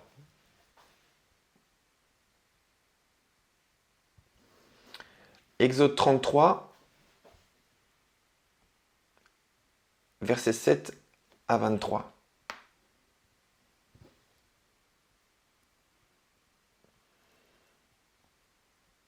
Voilà, Exode 33, versets 7 à 23. Excusez-moi, j'y suis. Voilà, Exode 33. Voilà, et on va lire ce texte, mais on va le lire lentement. Tout simplement. Moïse prit la tente et la dressa à l'extérieur du camp à une bonne distance. Pour ceux qui ont participé il y a une semaine à l'étude biblique sur le tabernacle, eh bien, vous savez qu'il est ici question du tabernacle. Celle qui était aussi appelée la tente de la rencontre. Donc il l'appela tente de la rencontre. Celui qui voulait consulter l'Éternel devait sortir du camp pour se rendre à la tente de la rencontre, l'endroit où on rencontrait Dieu. Chaque fois que Moïse sortait pour aller à cette tente, le peuple se levait et chacun se tenait à l'entrée de la tente. Et l'Éternel s'entretenait avec Moïse. Dès qu'il pénétrait, la colonne de nuée descendait et se tenait à l'entrée de la tente. Et l'Éternel s'entretenait avec Moïse. L'Éternel s'entretenait avec Moïse. Tout le peuple voyait la colonne de nuée se tenir à l'entrée de la tente, et le peuple tout entier se levait et se prosternait, chacun à l'entrée de sa tente. L'Éternel s'entretenait avec Moïse directement, comme un homme parle avec son ami. Moïse était l'ami de Dieu. Il y a un chant que nous chantons, je fais une petite pause, il y a un chant que nous chantons parfois qui dit « Je suis l'ami de Dieu, je suis l'ami de Dieu ». C'est tellement vrai. Tu es toi aussi l'ami de Dieu. Je suis l'ami de Dieu. Je le disais tout à l'heure dans ma prière, Dieu nous sonde et Dieu nous connaît. Nous sommes l'ami de Dieu. Ça veut dire qu'il a fait de nous son ami. Et le jour viendra où on connaîtra Dieu comme lui nous a connus. Je suis l'ami de Dieu. Donc, il s'entretenait avec Moïse comme un homme parle avec son ami. Puis Moïse regagnait le camp, verset 11. Mais son jeune assistant Josué, fils de Nun, restait dans la tente. Moïse dit à l'Éternel, « Écoute, tu me demandes de conduire ce peuple, mais tu ne me fais pas connaître qui tu enverras pour m'accompagner. Pourtant, tu m'avais dit, je t'ai choisi personnellement et tu jouis de ma faveur. » D'autres traductions ont « Je te connais par ton nom ». Dieu nous connaît, Dieu te connaît, Dieu me connaît. Eh bien, si réellement, Moïse répond, verset 13, « Eh bien, si réellement j'ai obtenu ta faveur, veille, je recommence. Eh bien, si réellement j'ai obtenu ta faveur, veuille me révéler tes intentions et fais-toi connaître à moi. Alors j'aurai vraiment ta faveur. Et puis considère aussi que cette nation-là, c'est ton peuple. » Et là, Moïse lui dit, « Seigneur, toi tu me connais et moi aussi, alors j'ai envie de te connaître. Seigneur, révèle-moi ton nom. Parle-moi de toi, fais-toi connaître à moi. » Verset 13. Et verset 14, Dieu répondit, « Je marcherai moi-même avec toi et je te donnerai une existence paisible. » Moïse reprit, « Si tu ne viens pas toi-même avec nous, ne nous fais pas quitter ce lieu. » Vous voyez, en fait, Moïse ne voulait pas autre chose que l'intimité avec Dieu. Moïse ne voulait pas autre chose que de connaître personnellement Dieu. Moïse avait une grande responsabilité de diriger le peuple de Dieu, et je dis le peuple de Dieu volontairement parce que Dieu s'est choisi un peuple, c'était le peuple d'Israël, et il s'est choisi un homme à ce moment-là, un homme imparfait évidemment, mais qu'il a choisi pour diriger son peuple. Mais Moïse, même s'il a pris sa responsabilité de diriger le peuple d'Israël correctement, pour lui sa priorité c'était pas ça, sa priorité c'était de connaître Dieu. Et il savait très bien que s'il connaissait intimement et profondément et réellement Dieu, alors il pourrait bien diriger le peuple de Dieu. Et je crois que c'est ça aussi le message à comprendre derrière. C'est que le plus important pour nous, c'est de connaître Dieu et le reste suivra. Cherchez premièrement le royaume de Dieu et sa justice. Et toutes les autres choses, en particulier le manger, le boire, le vêtement, etc. et tout ce qui vous préoccupe de terrestre, tout le reste vous sera donné par-dessus tout. Mais cherchez premièrement le royaume de Dieu et sa justice. Et c'est ça que Jésus demande. Et c'est ça qui a motivé le cœur de Moïse. Voilà, verset 15, on vient de le lire. Verset 16. « À quoi reconnaîtra-t-on que j'ai obtenu ta faveur pour moi et pour ton peuple? Sinon, si tu marches avec nous. Et si nous sommes ainsi distingués, moi et ton peuple, de tous les autres peuples ?» Verset 17. « Alors l'Éternel répondit à Moïse, « Parce que tu jouis de ma faveur, et que je t'ai choisi personnellement Merci Seigneur. Je t'accorde aussi ce que tu viens de me demander. Là-dessus, Moïse reprit, « Permets-moi de contempler ta gloire. Permets-moi de contempler ta gloire. » Et Dieu lui répondit, « C'est ma bonté tout entière que je veux te montrer. Et je proclamerai devant toi qui je suis. Je ferai grâce à qui je fais grâce. Et j'aurai pitié de qui je veux avoir pitié. » Je fais encore une pause, mes frères et sœurs, mes amis. Je fais encore une pause. Moïse demande à Dieu, fais-moi voir ta gloire. Mais vous voyez, j'ai appelé cette diapo gloire et alliance. Fais-moi voir ta gloire. Vous imaginez quand même la grandeur et l'étendue, la largeur et la profondeur de la gloire de Dieu. On parle de la gloire, ça veut dire c'est vraiment l'infini, la supériorité de Dieu qui fait que Dieu est Dieu. Et Moïse lui dit, fais-moi voir ta divinité. Fais-moi voir ce qui fait de toi le Dieu unique, le seul vrai Dieu que personne ne peut connaître si tu ne te révèles pas. Fais-moi voir ta gloire. Fais-moi voir ton surnaturel, ta grandeur, ta perfection. La demande de Moïse était vraiment exceptionnelle. Et c'est ça qu'il voulait de Dieu. Il ne voulait pas des miettes. Il ne voulait pas juste avoir entendu parler de Dieu. Mais il voulait vraiment connaître Dieu dans toute sa gloire. Et la réponse de Dieu, c'est ma bonté tout entière que je veux te montrer. Et je proclamerai devant toi qui je suis. Là, il est clairement parlé de l'identité de Dieu, de la personne de Dieu. Je te montrerai ma bonté tout entière, tout entière. Ça veut dire, Dieu est en train de dire à Moïse, si je comprends bien en tout cas, ma gloire, tu vas la voir. Ma gloire, tu la connaîtras. Ma personne, je me révélerai à toi. Mais n'oublie pas que tu es un homme. Et que si j'ouvre les écluses telles quelles, si je lâche tout devant toi d'un seul coup, tu vas craquer, tu ne pourras pas vivre. Alors Dieu rajoute, tu ne pourras pas voir ma face, verset 20, car nul homme ne peut me voir et demeurer en vie. L'Éternel dit encore, il y a ici un lieu tout près de moi. Tiens-toi debout sur le rocher. Et quand ma gloire passera, je te mettrai dans le creux du rocher et je te couvrirai de ma main jusqu'à ce que j'ai passé. Puis je retirerai ma main et tu me verras de dos, mais personne ne peut voir ma face. Et là, vous voyez encore quand Dieu se révèle, parce qu'il veut se révéler, et encore une fois, pas avec des miettes, mais avec l'entièreté de sa gloire. Quand Dieu se révèle, c'est pour... je recommence. Quand Dieu se révèle, il se révèle à sa manière. Il se révèle à sa manière qui est supportable, et il prend soin de celui qui s'approche de lui pour qu'il puisse assimiler la révélation de Dieu. Et c'est pour ça que Dieu dit, il y a ici un lieu tout près de moi. Et quand ma gloire passera, je te mettrai dans le creux du rocher. On apprend plus tard dans Hébreu que le rocher dont il est parlé dans l'Ancien Testament, c'est Christ. Je te mettrai au creux du rocher, je te mettrai en Christ. Et je te couvrirai de ma main. Ça veut dire, moi je prends soin de toi. Pour que tu puisses avoir le meilleur, pour que tu puisses expérimenter qui je suis, mais tout en vivant. Et en étant transformé pour que tu puisses continuer ta vie, mais en étant impacté par ce que tu as découvert de moi dans ce temps d'intimité. Puis je retirerai ma main et tu me verras de dos, mais personne ne peut voir ma face. Pardon. Donc là, il y a beaucoup de choses qui nous sont révélées sur ce que Moïse a vécu dans cette intimité avec Dieu et qui sont aussi des choses que Dieu veut que nous vivions aujourd'hui, justement dans sa présence. C'est pour cela que je vous disais en introduction, il faut prendre le temps avec le texte. Il faut prendre le temps avec le texte parce que quand on prend avec le texte sans tout de suite chercher ce que ça peut vouloir dire pour moi, eh bien, j'expérimente une partie de l'expérience qu'a vécu le bénéficiaire de ce texte qui est Moïse.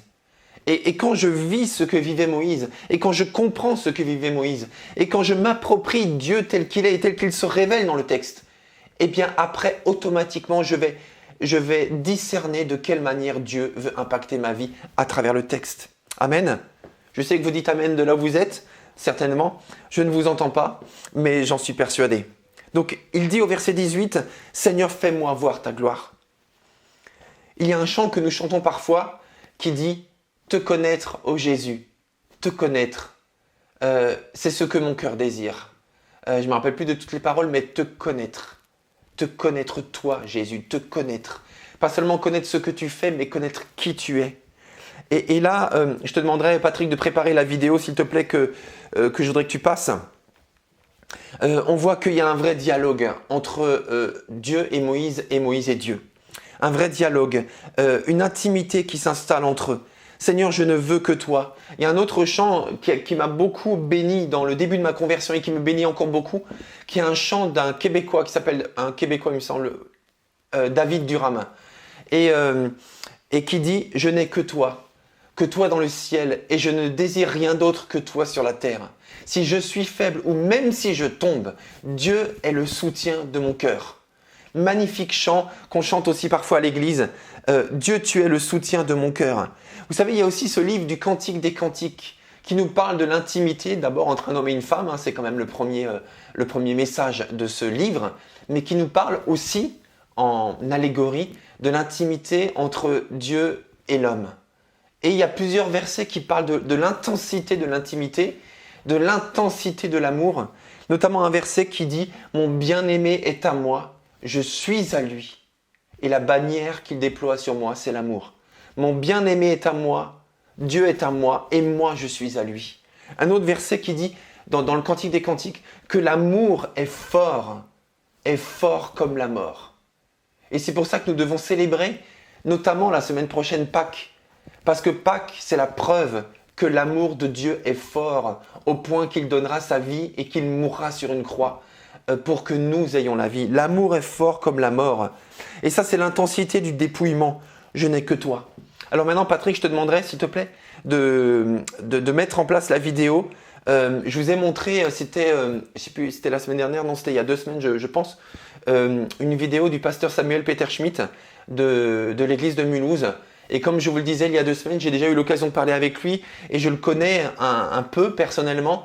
Mais surtout, je constate l'intégrité de cet homme, la profondeur de cet homme et surtout la simplicité de cet homme. Et ils ont été très ébranlés par le coronavirus dans leur église, et pas seulement ça, mais aussi par tout ce qui a été dit sur eux, par les médias, voire aussi par des chrétiens, par des églises, qui ont été touchés par ce qui s'est passé et ont cherché le sens de ce qui s'est passé. Pourquoi eux? Pourquoi là-bas? Etc. etc. Et le pasteur Samuel Peter Schmidt a donné une interview il y a quelques jours et j'ai vraiment été béni parce qu'il explique un peu ce qu'il a vécu dans son temps, non seulement de confinement, parce qu'il est toujours confiné, comme tout le monde, mais aussi ce qu'il a vécu dans ce temps difficile de maladie et comment il a vécu les choses et ce qu'il a découvert de Dieu. Donc ça dure à peine 3 minutes.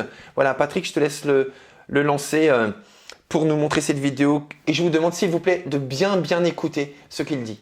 Justement, tu es pour moi un des grands ambassadeurs de la foi, du miraculeux, de la guérison.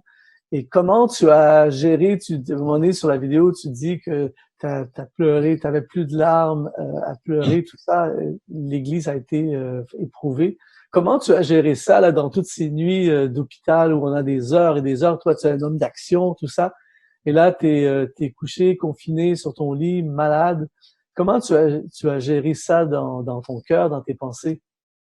Alors, je vais être très honnête avec toi, Luc.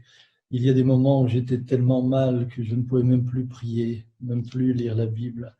Et c'est là que j'ai aussi pris conscience à quel point la foi n'est pas seulement cette théologie où on proclame, on est fort, on va de l'avant. C'est aussi dans la faiblesse qu'elle se manifeste.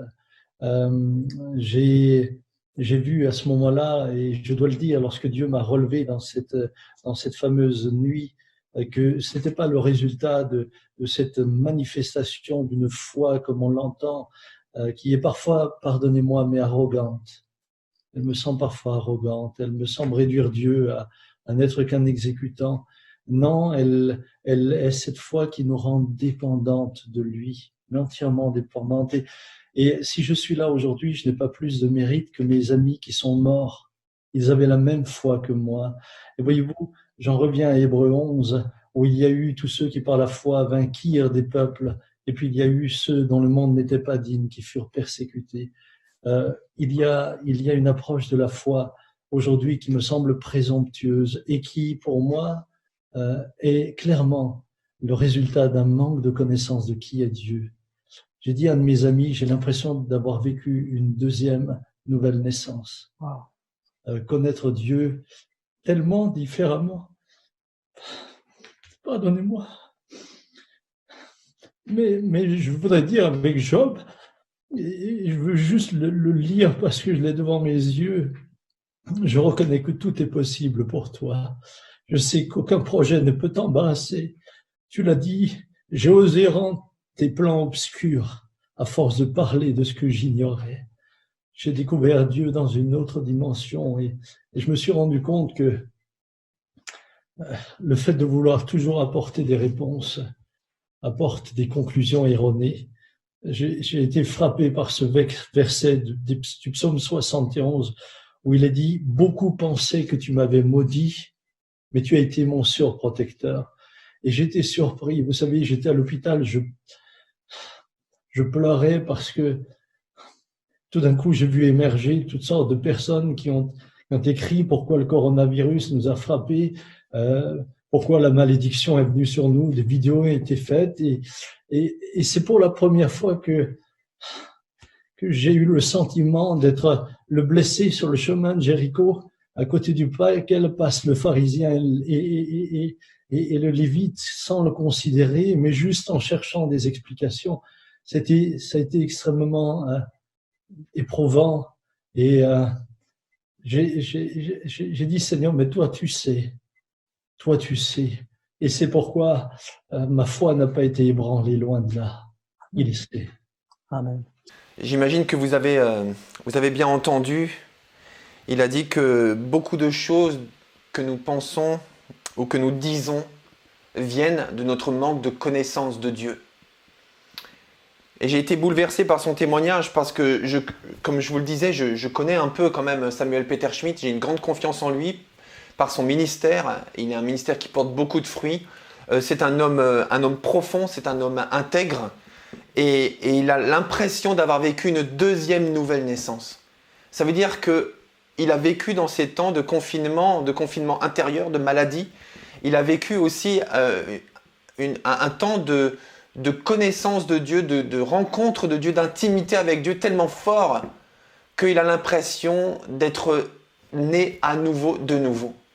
Il connaît Dieu autrement. Et dans ces temps d'intimité, on connaît Dieu autrement. Et je le disais tout à l'heure, ce moment où Moïse dit à Dieu « Fais-moi voir ta gloire. Seigneur, je ne veux que toi. » Et vous savez, nous sommes là dans Exode 33, mais au chapitre 34, eh bien, il est dit que c'est là que Dieu lui redonne les 10 commandements et renouvelle son alliance. Comme par hasard. Comme par hasard, après ces temps d'intimité, c'est là qu'il se passe des choses déterminantes dans la vie de Moïse.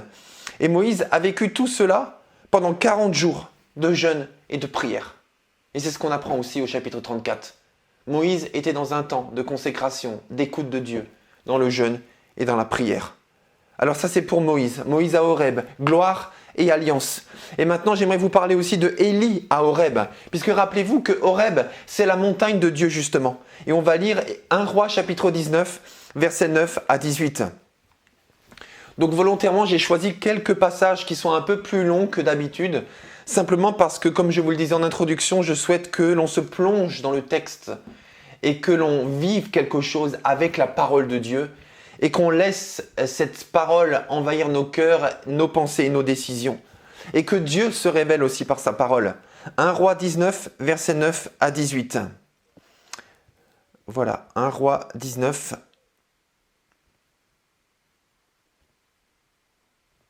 Ok, 1 Roi 19, versets 9 à 18. J'imagine que vous pouvez trouver aussi et que vous êtes en train de chercher. Donc nous sommes toujours à Horeb. Là-bas, il entra dans la grotte et il y passa la nuit. Soudain, l'Éternel lui adressa la parole en ces termes. « Que viens-tu faire ici, Élie » Il répondit, j'ai ardemment défendu la cause de l'Éternel, le Dieu des armées célestes, car les Israélites ont abandonné ton alliance et ils ont renversé tes autels. Ils ont massacré tes prophètes. Je suis le seul qui reste et les voilà qui cherchent à me prendre la vie. Vous avez remarqué en fait que Élie se retrouve dans cette grotte sur le mont Horeb et il se trouve là parce qu'il a l'impression que ses actions sont des échecs. Il a l'impression qu'il a mal fait les choses. Et en plus, il met en avant aussi les mauvaises choses que les autres font sur lui. Donc on parle beaucoup d'actions, on parle beaucoup d'activités, on parle beaucoup de choses faites et non faites de sa part et de la part des autres. Et Dieu le rencontre dans ce moment où il a l'impression d'être dans l'échec de ses actions. Et l'Éternel dit, verset 11, « Sors et tiens-toi sur la montagne, devant l'Éternel. Et voici que l'Éternel passa. Devant lui soufflait un vent si violent qu'il fendait les montagnes et fracassait les rochers. Mais l'Éternel n'était pas dans l'ouragan. Après l'ouragan, il y eut un tremblement de terre.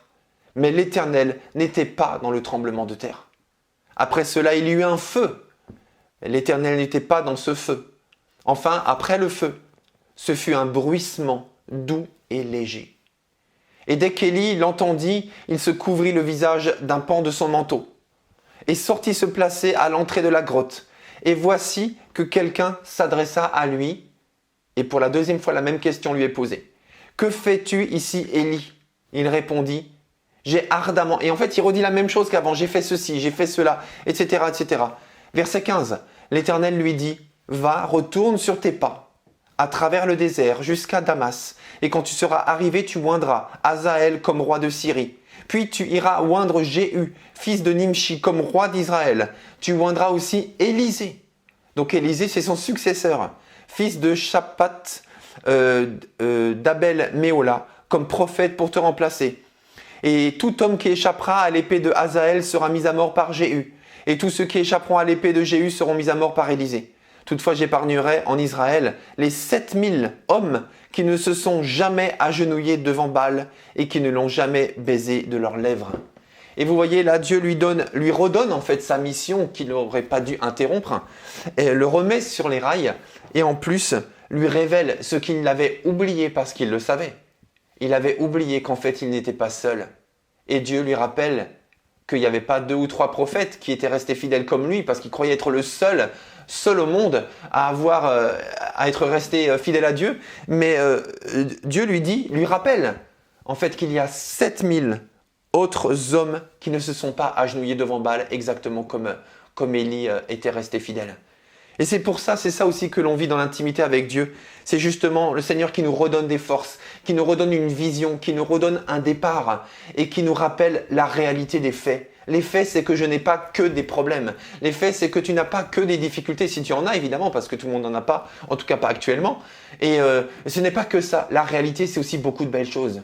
La réalité, c'est beaucoup de bénédictions. La réalité, c'est qu'il y a beaucoup de choses qui vont bien. Il y a beaucoup de gens qui vont bien. Et c'est que dans ta vie, il y a beaucoup de bénédictions qui sont déjà là. Ouvre les yeux. Et Dieu te révèle cela dans son intimité, justement. Donc c'est ça que Élie vit à Horeb, consolation et courage. Et j'aimerais continuer avec ce que David a vécu. Non pas à Horeb cette fois-ci, mais dans la grotte. Merci Patrick, tu es un champion. Dans la grotte, justement, dans la grotte d'Adoulam. 1 Samuel chapitre 22 et chapitre 24. Donc on ne va pas lire ces 2 chapitres, mais je vous invite à les prendre et à y revenir plus tard.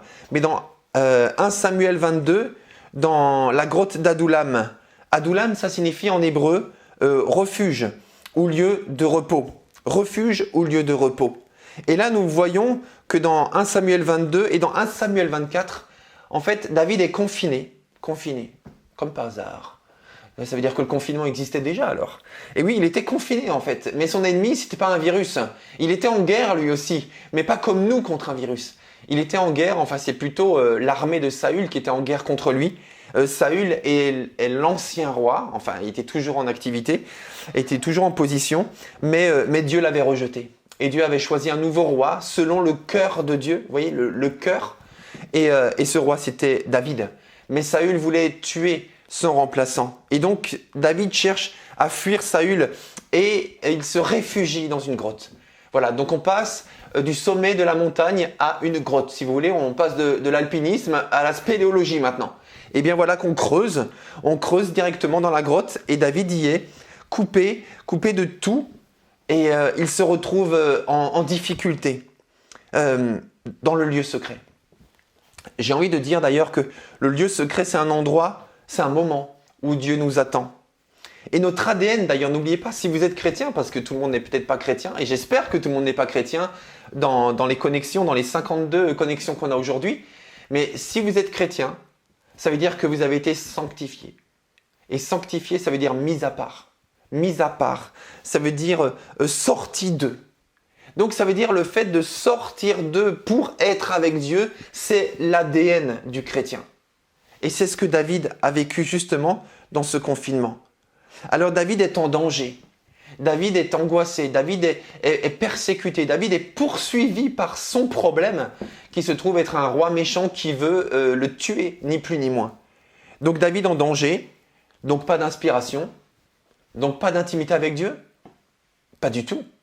David en danger, David poursuivi, David menacé à mort est inspiré et vit l'intimité avec Dieu. Et d'ailleurs, David, dans ce moment-là, est formé à être un grand roi. Et David apprend. Et dans ces grottes, David a écrit 2 psaumes. Le psaume 57 et le psaume 142. Donc on va aller au psaume 57 et au psaume 142, si vous le voulez bien. Et on va lire ensemble dans le psaume 57, du verset 4 au verset 12. Psaume 57, du verset 4 au verset 12. Psaume 57, on y est. Voilà, merci. Patrick a une diapo aussi pour ça. Psaume 57, voilà, verset 4 à 12. Merci beaucoup. 57, verset 4 à 12. Excusez-moi. Et voilà ce qu'il écrit dans la grotte.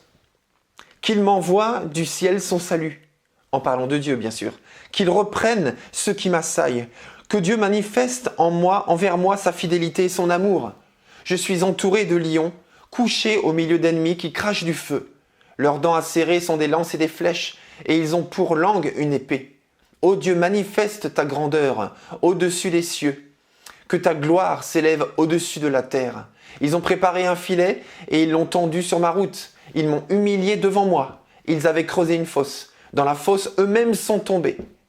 Et voilà ce qu'il rajoute. Dans la grotte, mon cœur est tranquille. Ô mon Dieu, mon cœur est tranquille. Oui, je chante et je célèbre en musique dans la grotte. Vite, éveille-toi, mon âme. Vite, éveillez-vous, lutte et lire. Je ne sais pas s'il était équipé dans la grotte de tout ce matériel, mais en tout cas, c'est ça qu'il voulait faire. Et c'est ça que son cœur faisait. Je veux éveiller l'aurore. Je veux te louer, ô Seigneur, au milieu des peuples et te célébrer en musique parmi les nations. Ton amour atteint jusqu'aux cieux, ta fidélité jusqu'aux nues. Ô Dieu, manifeste ta grandeur au-dessus des cieux et ta gloire sur toute la terre. Dans la grotte, il a vécu l'intimité avec Dieu.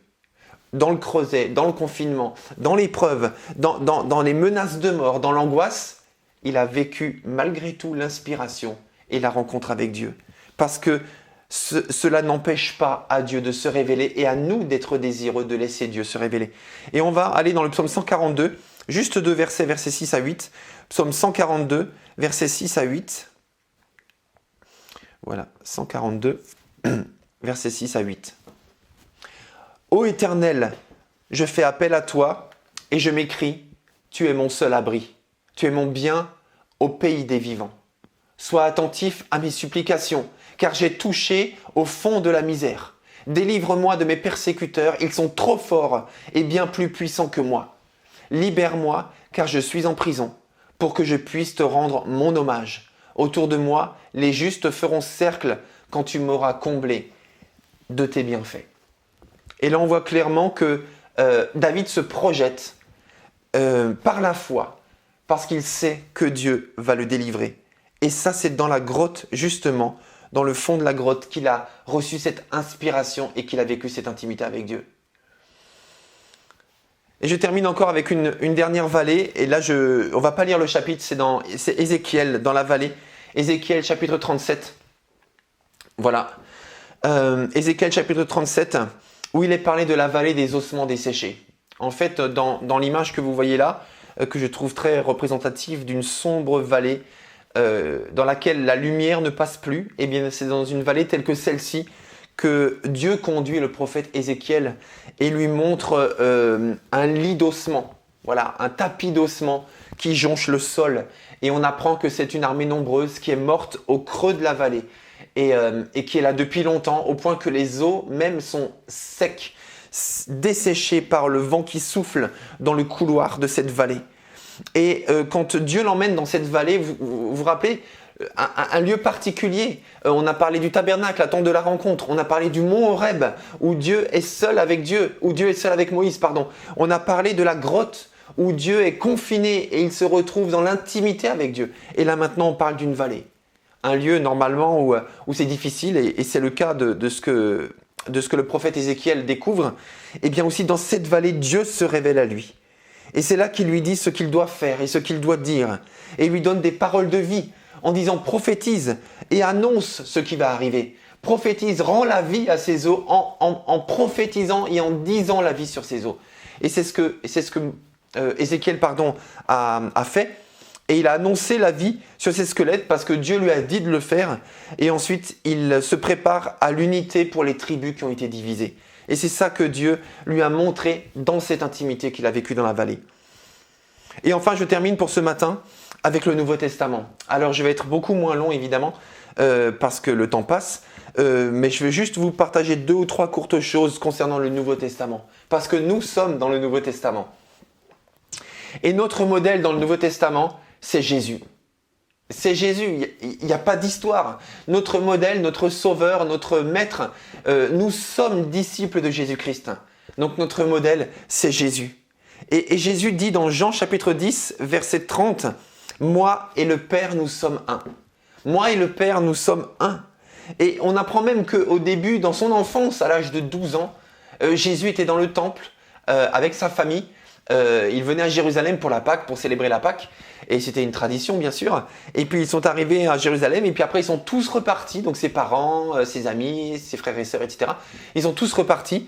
Et puis, voilà que la mère de Jésus cherchait Jésus partout. Donc, Marie, elle ne l'a pas trouvé. Elle est revenue en arrière et elle a vu Jésus assis dans le temple. Et Jésus discutait avec des hommes de loi. Il parlait de Dieu. Il faisait de la théologie. Ça veut dire qu'il a annoncé Dieu. Il parlait de Dieu. Il expliquait Dieu à 12 ans. Et alors, Marie a dit à Jésus, mais Jésus, où étais-tu? Tu te rends pas compte qu'on était inquiets, on ne te trouvait plus? Et Jésus a simplement répondu, ne fallait-il pas que je m'occupe des affaires de mon Père? Et ça, c'est la priorité de Jésus. Moi et le Père, nous sommes un. Il faut que je m'occupe des affaires de mon Père. Jésus aussi est passé par le désert. On va lire dans Luc chapitre 4, versets 1 à 3. Luc 4, versets 1 à 3. Donc si vous avez votre Bible, prenez-la dans Luc chapitre 4, versets 1 à 3, parce que tout comme Moïse a été dans le désert pendant 40 jours et qu'il a reçu l'étape de la loi, eh bien Jésus a aussi passé 40 jours dans le désert. Luc 4, versets 1 à 3. Jésus, rempli du Saint-Esprit, revint du Jourdain et le Saint-Esprit le conduisit dans le désert. Le Saint-Esprit le conduisit dans le désert. Et c'est là qu'il a vécu l'intimité avec le Père. Le Saint-Esprit l'a conduit dans le désert où il fut tenté aussi par le diable durant 40 jours. Et il ne mangea rien durant ces jours-là. Et quand ils furent passés, il eut faim. Bon, appel à tous ceux qui jeûnent. Jésus a commencé à avoir faim au bout de 40 jours. Donc, merci Seigneur, donne-moi la force de connaître la faim aussi tard que cela. Verset 3. Alors le diable lui dit quand Jésus eut faim, « Si tu es le Fils de Dieu, ordonne donc à cette pierre de se changer en pain. » Versets 13 et 14. Lorsque le diable eut achevé de le soumettre à toutes sortes de tentations, il s'éloigna de lui au temps fixé. Jésus, le serviteur choisi par Dieu, rempli de la puissance de l'Esprit, retourna en Galilée et sa réputation se répandit dans toute la région. Jésus est sorti plus fort de cette intimité passée avec le Père pendant ces 40 jours où il a été éprouvé. Jésus est sorti plus fort et il était revêtu de la puissance d'en haut. Et voilà, j'avais fait une étude là-dessus. Jésus est appelé aussi le second Moïse. Je ne vais pas développer, mais c'est passionnant de voir à quel point Jésus, qui est venu apporter la grâce et accomplir la loi, a accompli de façon presque symétrique de nombreuses paroles, de nombreux événements, de nombreux miracles que Moïse a accomplis, Jésus les a accomplis pour montrer qu'il est le nouveau Moïse qui vient pour apporter une nouvelle dimension et pour accomplir la loi. La loi est venue dans le monde par Moïse, la grâce est venue dans le monde par Jésus-Christ. Amen. Donc Jésus se retire aussi pour prier. Voilà, dans Luc chapitre 6, verset 12, là aussi on a une diapo pour cela, et vous avez le texte qui va s'afficher. Luc 6, verset 12, en ce temps-là, Jésus se rendit sur la montagne pour prier, et il passa toute la nuit à prier Dieu. Donc là, notre modèle Jésus avait ces temps d'intimité avec Dieu dans la prière, avec son Père dans la prière. Et c'est juste après cela qu'il a choisi les 12 apôtres. L'intimité, c'est une connexion de cœur à cœur. Mes frères et sœurs, ce n'est pas une science, l'intimité avec Dieu. C'est une connexion de cœur à cœur. Dans Acte 17, versets 24 à 27, je crois qu'il... Oui, il y a une diapo pour ça aussi. Acte 17, versets 24 à 27. Voilà. Non, peut-être qu'il n'y en a pas, alors j'ai oublié. Ok, c'est pas grave. Ok, Acte 17, versets 24 à 27. Et là, c'est le discours de Paul à Athènes, devant l'aéropage. Et voilà ce qu'il dit. « Dieu qui a créé l'univers et tout ce qui s'y trouve, et qui est le Seigneur du ciel et de la terre, n'habite pas dans des temples bâtis de mains d'hommes. Il n'a pas besoin non plus d'être servi par des mains humaines, comme s'il lui manquait quelque chose. Au contraire, c'est lui qui donne à tous les êtres la vie, le souffle et toutes choses. À partir d'un seul homme, il a créé tous les peuples pour qu'ils habitent toute la surface de la terre. Il a fixé des périodes déterminées et a établi des limites de leur domaine. Verset 27, donc Acte 17, 27. Par tout cela, Dieu invitait les hommes à le chercher et à le trouver, peut-être comme à tâtons, lui qui n'est pas loin de chacun de nous. Et c'est vrai qu'on progresse. On progresse dans la vie chrétienne, on progresse dans la connaissance de Dieu, la connaissance de cœur. On progresse dans une vie transformée. On progresse dans une vie purifiée. Mais là, Paul dit, les hommes qui le cherchent et le trouvent avancent comme à tâtons. Et là, dans le psaume 119, verset 105, c'est le roi David qui parle et qui dit que ta lumière est comme une lampe à mes pieds et une lumière sur mon sentier. Vous savez, une lampe à mes pieds, ça veut dire tout proche de moi, qui éclaire parfois, pas très très loin, mais suffisamment pour que je puisse poser le pied un peu plus loin, en tout cas faire juste un pas de plus. Et parfois c'est tout ce que le Seigneur nous donne comme visibilité. Et ça suffit dans l'intimité, juste un pas de plus. Et enfin je termine, il y a une collaboration étroite aussi entre les chrétiens et le Saint-Esprit. Et c'est là où on arrive exactement, merci Patrick, dans Acte 15, verset 28. Pierre dit, il a paru bon au Saint-Esprit et à nous de ne pas vous imposer d'autres charges que de ne pas manger de viande sacrifiée aux idoles, etc., etc. Donc il a paru bon au Saint-Esprit et à nous. Il y avait une telle intimité entre les premiers chrétiens et le Saint-Esprit qu'ils recevaient une compréhension de Dieu à travers la parole, la présence et la personne du Saint-Esprit. Il a paru bon au Saint-Esprit et à nous. Moi, je me rappelle aussi de ce moment dans Acte 16 où Paul et Silas chantaient en prison. Moi, j'ai été en prison déjà. Rassurez-vous, il n'y aura pas de révélation fracassante ce matin. J'ai été aumônier de prison, donc j'étais du côté de ceux qui avaient les clés. Donc, j'étais aumônier de prison. Et donc, j'allais visiter les détenus en prison. C'était assez impressionnant d'ailleurs, mais c'était assez oppressant d'ailleurs pour tout dire. Le milieu carcéral est très oppressant. Et pourtant, j'étais libre, moi, de rentrer, de sortir. Mais je peux imaginer pour les détenus, alors je sais qu'ils ne sont pas là-bas par hasard, mais en tout cas, il y a une violence psychologique, physique aussi dans les prisons qui est quand même particulière. Et Paul et Silas étaient en prison après avoir été maltraités, torturés.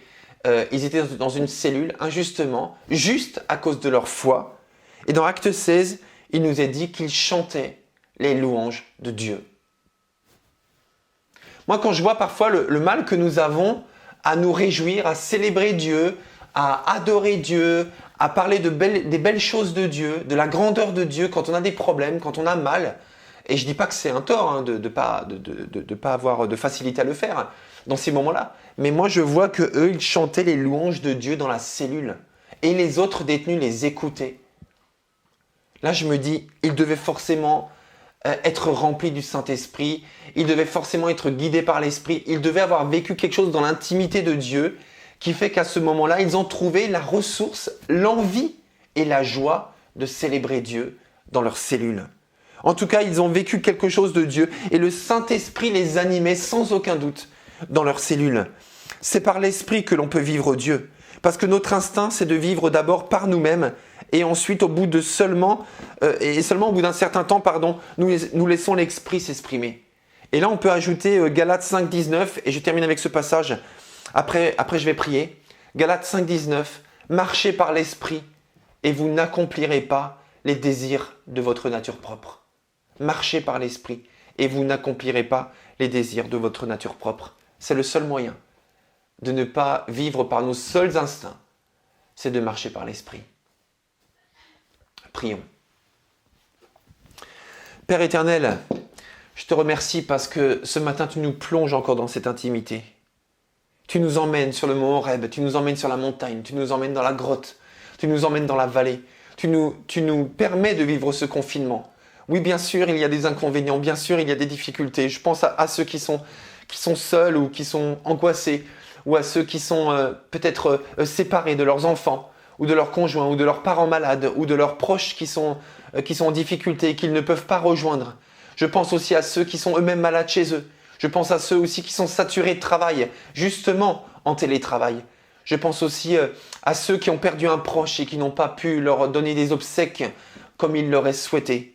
Je pense aussi à tous ceux qui sont dans le domaine médical, dans le milieu médical, qui sont aux premières loges. Je pense aussi à tous ceux qui sont dans la police, ou parmi les pompiers, ou les hommes politiques aussi. Je pense aussi à tous ceux qui sont au front, comme dans les ménages, dans les hôpitaux aussi. Je pense aussi à tous ceux qui sont dans l'alimentation et qui sont aussi exposés au virus et qui sont là aussi pour que nous puissions faire nos courses épisodiquement. Je pense à tous ceux qui sont en difficulté, en grande difficulté à cause du confinement. Seigneur, je te prie de nous permettre à tous ceux qui sont présents, qui sont connectés pendant ce culte, à tous ceux qui nous entourent, à tous ceux qui croient en toi, à tous ceux qui ne croient pas vraiment en toi, à tous ceux qui ne croient pas du tout en toi.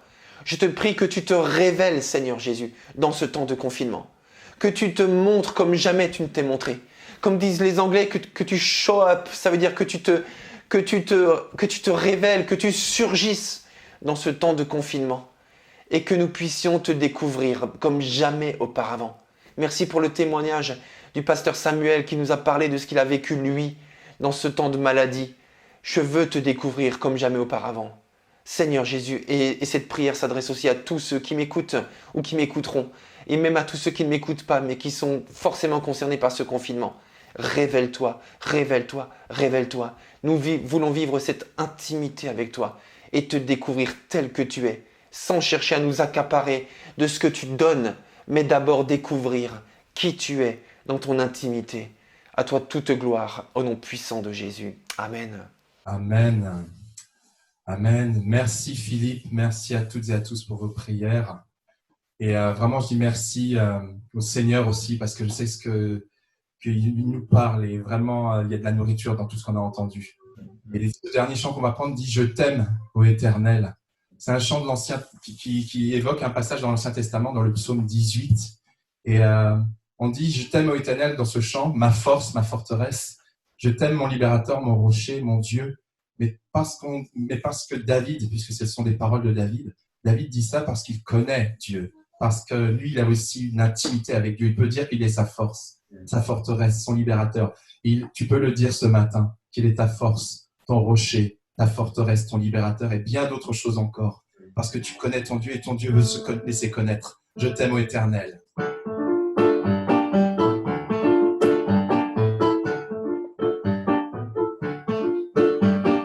Je t'aime, ô Éternel, ma force et ma forteresse.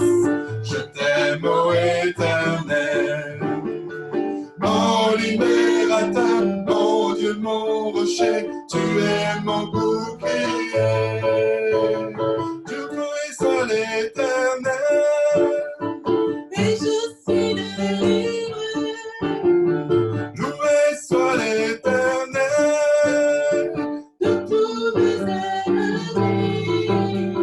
Je t'aime, ô Éternel, je t'aime, ô Éternel.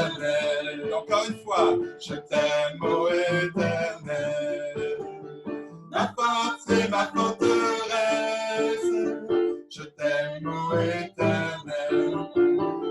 Mon libérateur, mon Dieu, mon rocher, tu es mon bouclier. Et les hommes, et je suis délivré. Et les femmes, et les hommes, de tous mes ennemis. Ensemble, je t'aime, ô éternel. Je t'aime, ô éternel. Merci Seigneur pour ces temps bénis qu'on a pu vivre ensemble. Nous avons mis en place aussi la chaîne YouTube de l'Église. Chaque semaine, vous aurez la possibilité de partager différents temps d'encouragement que plusieurs responsables de service qu'ils avaient à cœur et qu'ils ont mis à disposition pour vous. Donc, vous avez le lien de la chaîne YouTube de l'Église. Donc, vous avez accès à ce lien que je vous ai envoyé dans le mail. Ça me fait rebondir sur le fait de ce que Philippe vous a dit lors de la prédication. Tous les liens sont uniques pour chaque événement. Donc, il y a un lien pour le culte, un lien pour la réunion de prière, un lien pour l'étude biblique et un lien pour chaque groupe de maison. Donc, le lien reste le même chaque semaine. Donc, il suffit que vous vous connectiez en cliquant sur ce lien unique. Donc, nous nous retrouvons pour la réunion de prière mardi à 20h30 par le lien Zoom. Nous nous retrouvons vendredi pour l'étude biblique. Samedi, les hommes ont le groupe d'hommes à 20h30 aussi par le lien Zoom. Ils ne se rencontrent pas physiquement. Et dimanche, nous allons faire notre célébration de Pâques. Donc, on aura la possibilité de proclamer le ressuscité, Jésus qui a donné sa vie pour nous et qui est ressuscité 3 jours après. Alors, durant cette célébration de Pâques, nous aurons aussi un temps unique de Sainte Seine.